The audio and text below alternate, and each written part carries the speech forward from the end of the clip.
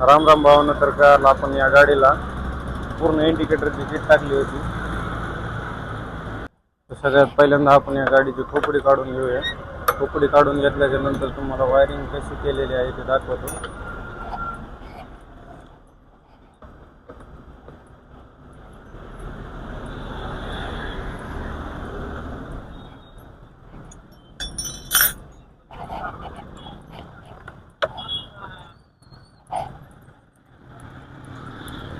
तर हे बघा भावानं,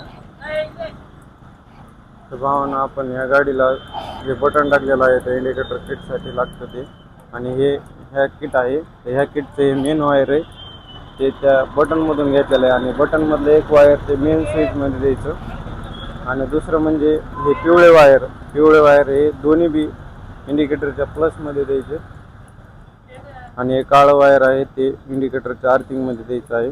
भावानं, अशा प्रकारे आपली वायरिंग ही तयार झालेली आहे.